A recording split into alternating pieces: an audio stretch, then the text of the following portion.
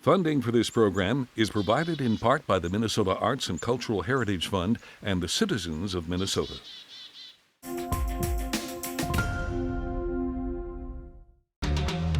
Our Town, the show about Rochester, learns about a retreat for caregivers, and we catch up with Richert from NPR to learn how to navigate challenging political conversations. We also check out a delicious new food truck bringing the flavors of soul food to our city. All that and so much more coming up next on Our Town, the show about Rochester.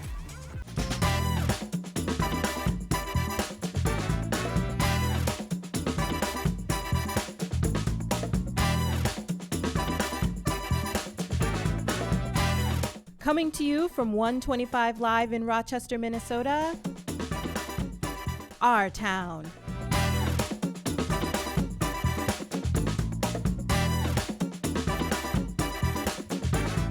We are joined today by Jessica Olson, founder of Life with Extra Heart. Welcome to Our Town, Jessica. Thanks. Can you tell us a little bit about Life with Extra Heart? Yeah, so Life with Extra Heart started because I'm a parent of a child with a disability, and I wanted to be able to support other parents because a lot of times being a parent of a child with a disability, it just comes with extra everything. So it's extra stress, extra mental load, but also just extra love and extra, I feel like, a deep connection that parents have. And so I wanted to be able to holistically support parents with mental health, physical health, and spirituality as well. That's awesome. You have a background as a counselor, I understand, as a yoga teacher, and also as a parent. Yeah. And you are going to be putting together an upcoming retreat. What is that going to look like, and what are participants going to be experiencing during that time? Yeah, so that kind of stemmed from a couple things I've done in the past. As you said, I'm a yoga teacher, and so yoga's really changed my life, like with the mental side of yoga and as well as the physical side, and so I want to incorporate that. But I hope participants leave just feeling really taken care of and really connected. And so we'll do some yoga, some watercolor painting, have time in nature, and then also just a short education piece about incorporating mindfulness into their daily lives. Where is this going to take place? And yeah, just give us a vision of what it's going to look like. So it's actually at a nature school for kids because I love the location. They have a little trail on their own land, and it's at a house, so it's very like homey, connection based. I'm hoping the weather is nice so that I can have everything as outside as possible, but there's also really great space inside. It's on May 11th, it's from 9 to noon, and there's quite a few moms already signed up, so I'm really excited to get together and just share space and have that safe space to connect and just grow as people too. That's excellent. Well, you'll have childcare on site for participants? Yes. We have a pediatric occupational therapist from Nurture and Nature, and so she'll be providing childcare for parents if they need it.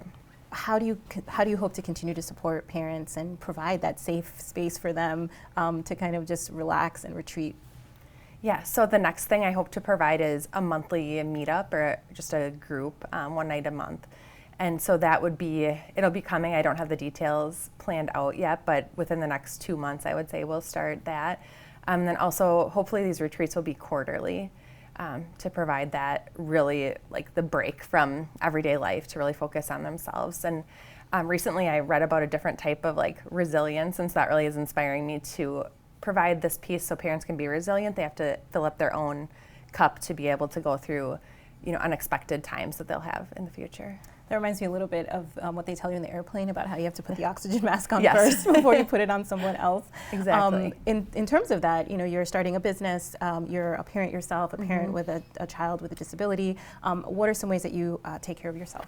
Yeah, so it's a great question because it's always a balance, but I really try to, like the yoga philosophy has really helped me, and that's why I want to bring it to others, but just taking that step back, going for a walk outside, even if it's a couple minutes, honestly, sometimes just, in my head, I'm like, I just need to take care of myself first. So just, if that's putting my head down and taking a few breaths before I handle the next situation, that's what I do. So, well, thank you. Yeah. Well, we wrap up here. How can people learn more about your work and get involved with future opportunities? Yeah, I have an Instagram page that's Life with Extra Heart.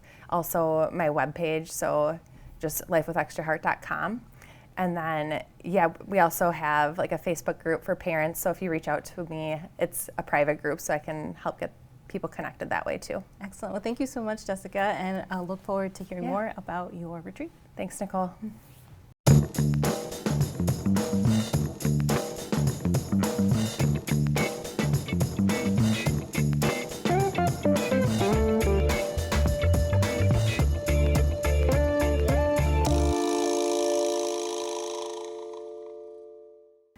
Be sure to stick around. We have much more coming your way on Our Town. Artist Tierney Parker and I talk to Danielle Teal about a new arts hub centering Black voices. And we get the latest from our legislative rundown. We also sit down with journalist Richert about a recent event held to help us learn communication skills in order to navigate challenging political conversations. For more information about this story and other Our Town features, connect with us on Facebook, Twitter at KSMQ #OurTown or ksmq.org/OurTown.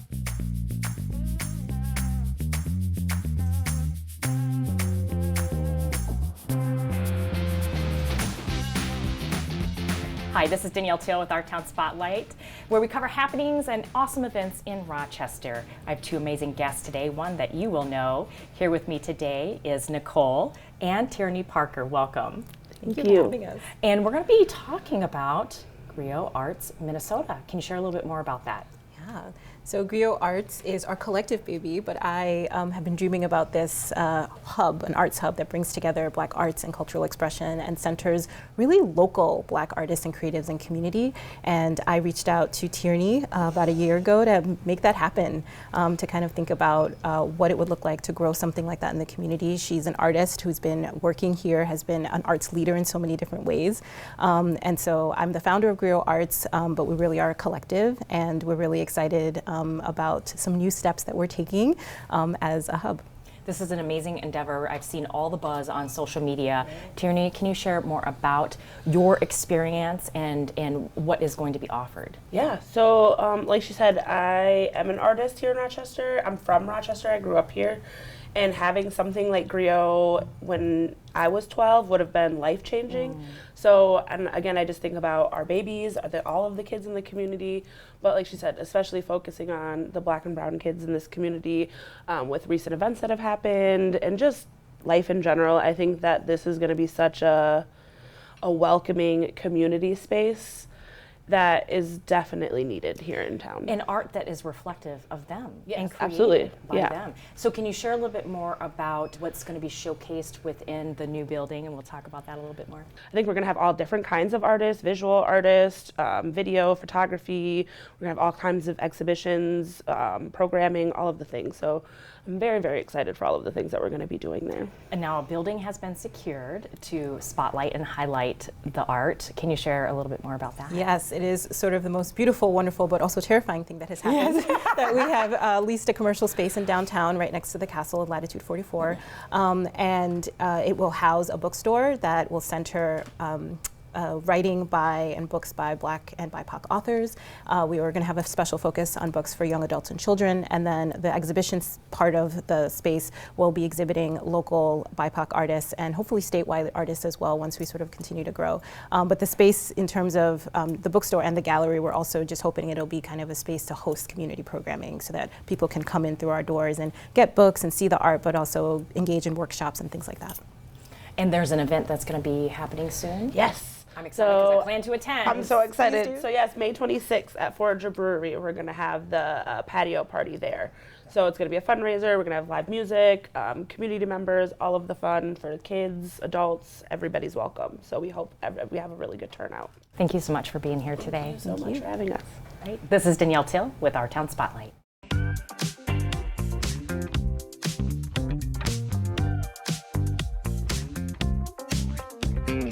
Hello once again, this is Michael Wojcik with your Our Town Legislative Rundown. Let's talk Equal Rights Amendment in 2023. The Senate passed language that would have amended the Constitution to say equality under the law shall not be abridged by a number of different things, including sex, sexual orientation, gender identity, or expression. This actually achieved bipartisan support with about 40 senators supporting it. It did not get done in the House, and it did not go to a constitutional ballot question. Now, a MinnPost Emble research poll around the time said about 60% of Minnesotans would have been in support of that language, about 25% opposed. Flash forward to this year, because again, it didn't get done in 2023, and the House has now taken it up and has put some more precise language into the constitutional change. In particular, the House language says sex, including but not limited to making and effectuating decisions about all matters relating to one's own pregnancy or the decision whether to become or remain pregnant. Now, this is clearly aimed at establishing a constitutional protection for abortion in the state of Minnesota.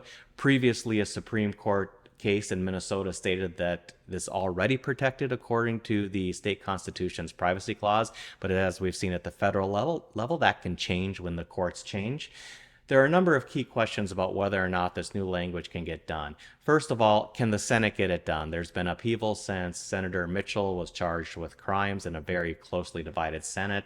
Secondly, what are the consequences that the ballot language in this case would not exactly represent what the constitutional changes would be? It's a summary, but it's not the exact language.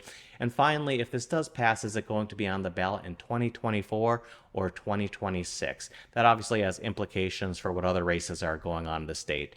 We'll wait and see if this does in fact become an opportunity for folks to vote to amend the Constitution. This has been Michael Wojcik with your Our Town Legislative Rundown.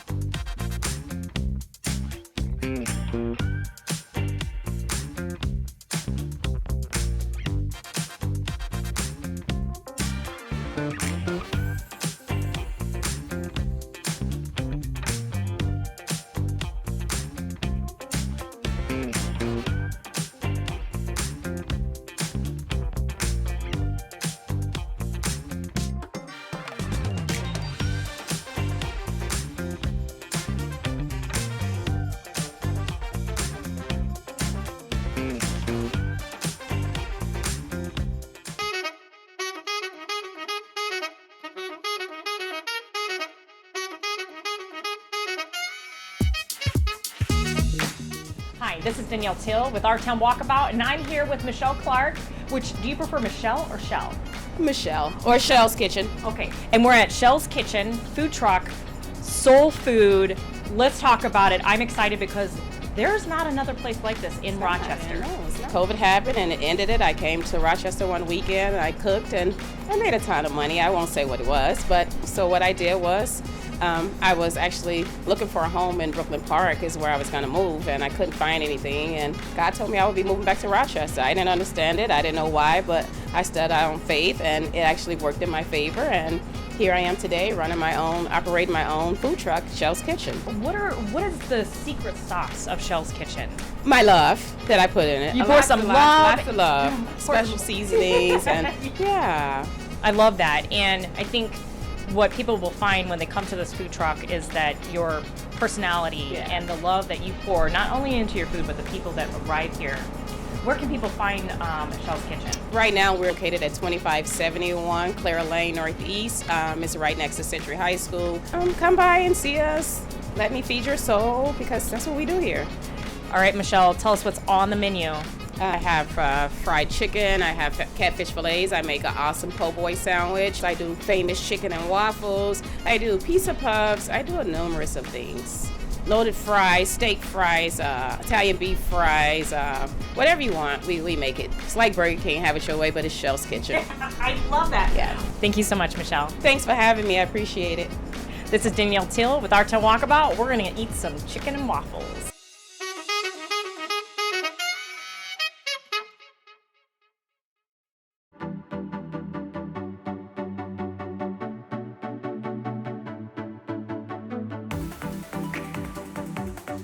If you've been having a hard time navigating challenging political conversations lately, you're not alone.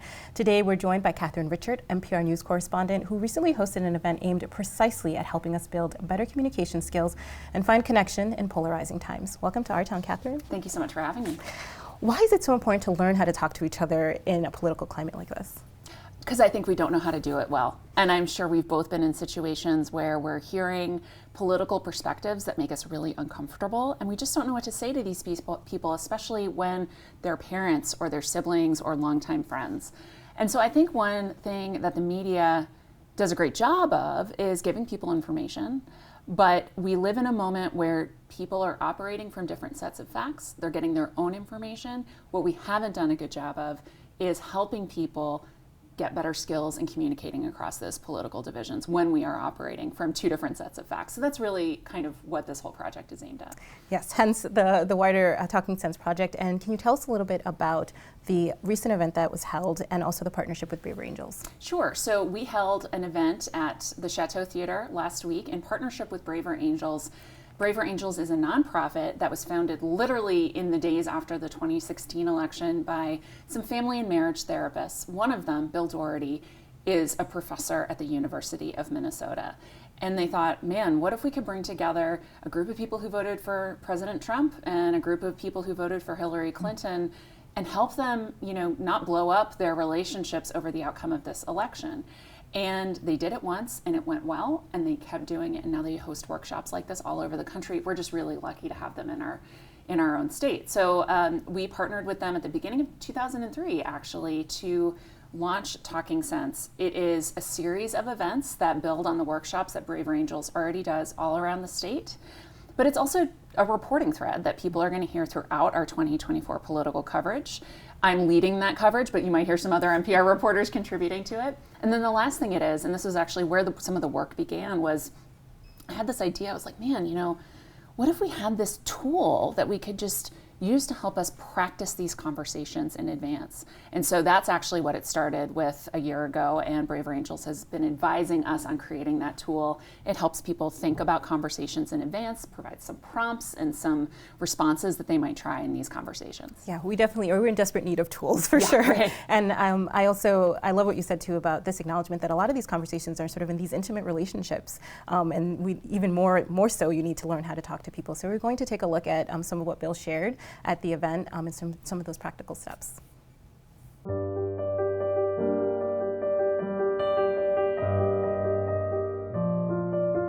You're all here for some really important reasons.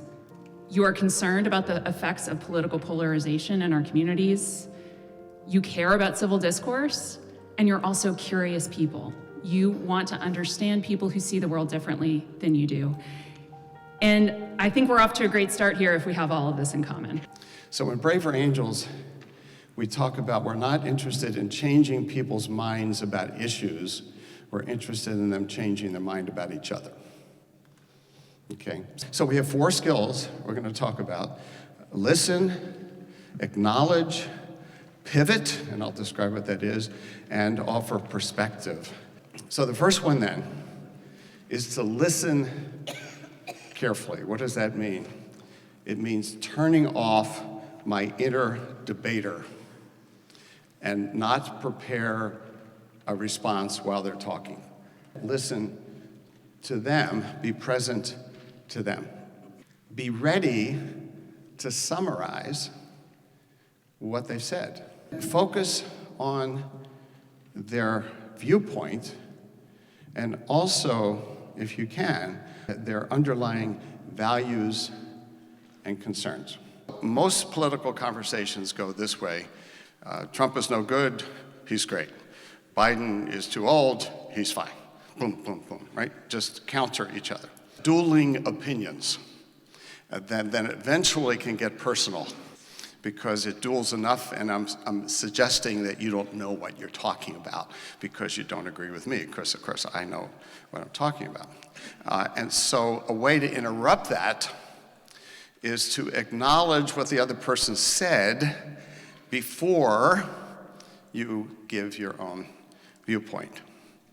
The principal skill in communicating in the presence of disagreement is to connect first before you share your disagreement.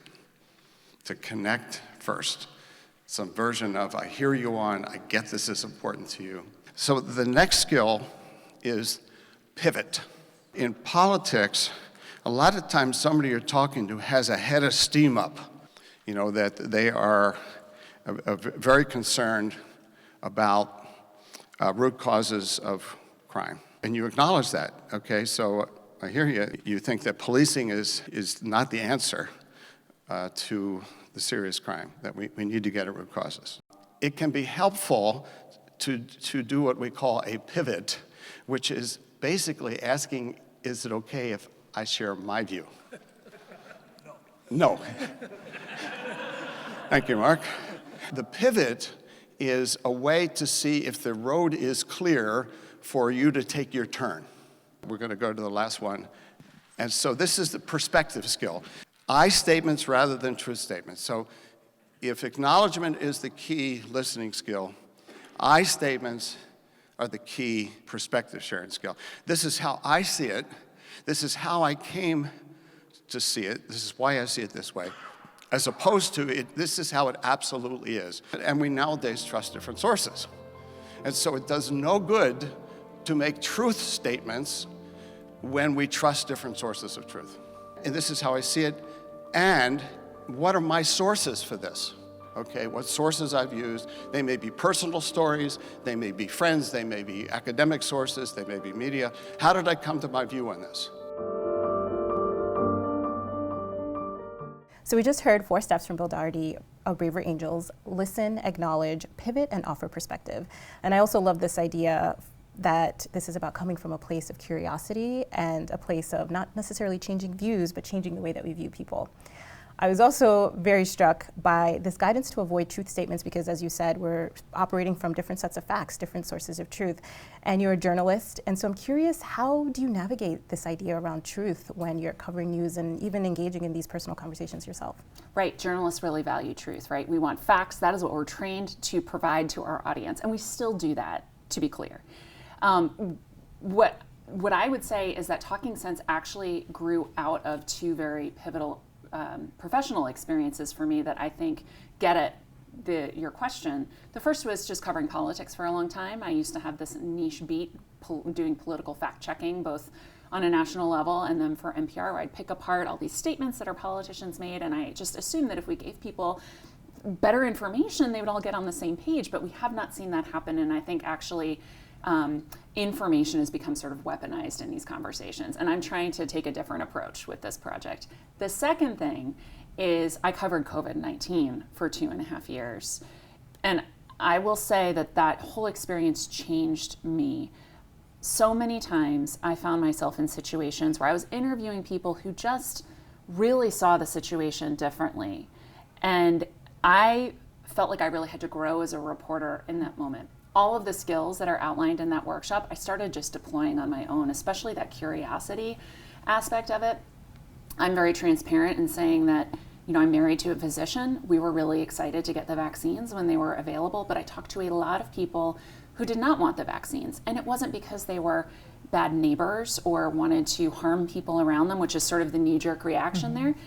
They may have distrust of the medical system. So you ask them why. What happened in your life that got you to that point? They might be deeply religious. They might just not want government authorities telling them what to do. There's always a story behind that belief system. I think as journalists, we need to do a better job of finding out what those stories are. And I would like to think that because I took the time to do it, I was offering a more nuanced profile or perspective in the reporting I was doing. It was a really complicated time. At the event, was there any discussion at all about how to exit a conversation when there isn't mutual respect, when there isn't sort of that approach to listening and acknowledgement, and things might turn more hateful or potentially violent? How do you even, gauge the risks and your readiness to enter into that kind of conversation? Right. I think it's really important to make clear that it takes 2 to tango, and if both parties are not interested in doing this conversation well, it probably will go off the rails. I also think there's a lot baked into what Braver Angels is doing and what we're trying to do in our reporting and these online tools that encourage people to exit conversations when they get uncomfortable. If it starts to feel extremely personal or you are being devalued as a human, you need to exit that conversation. But maybe there's a nugget in there. Maybe there is a moment where things were going in the right direction that you can come back to at a later date. These conversations are not easy. They're not going to happen once and be done. We're trying to help people to lay the groundwork to continue to come back and gain better understanding of where their parent, their sibling, their neighbor is coming from, with the goal of not letting the polarization that is affecting our lives blow up our relationships. Like disinformation and political polarization are designed to divide us. We have a lot of power over letting that happen in our personal lives. For sure. As we close up here, do you see any hope? It sounds like you do. Do you see any hope in a return to healthy civic discourse? I do. Partly because this project has been overwhelmingly well received by our audience, which, I put something out into the world and I didn't know if it was going to go well or whether people wanted it. In my heart, I felt like they did, but it's been great so far. The other thing that I am seeing is, very often I talk to elected officials. We had no less than 5 elected officials at our event in Rochester last week, or people running for office, 6 actually. I think that they're hearing this and they get it. I think they're hearing from constituents that they just don't want this to be part of the dialogue anymore. I also have been talking to a lot of younger people. The event we had last week was in partnership with the University of Minnesota. Half the audience were college students. I was so pleased and surprised that they showed up. Their insights and the stories they were willing to share were incredible. I think young people don't want this anymore. And I really think that if we expect to have a fully engaged electorate, we need to get to a place where people are not exhausted by the rhetoric and the political polarization. I really feel like that's where we are, and we're at a tipping point. We can go in one direction, or we're going to go down this other road that's much more positive. Definitely. Well, thank you so much for joining us, Catherine. Thank you for all the work that you're doing on this front as well. Thank you. And thank you all for joining us. I hope you learned as much as I did about all that's going on in our city and the wonderful people making it happen. For more content produced right here in Rochester, please be sure to check us out on Facebook and Twitter at #OurTown. I'm Nicole Fnoyamhara, host of Our Town, the show about Rochester. We'll see you next week.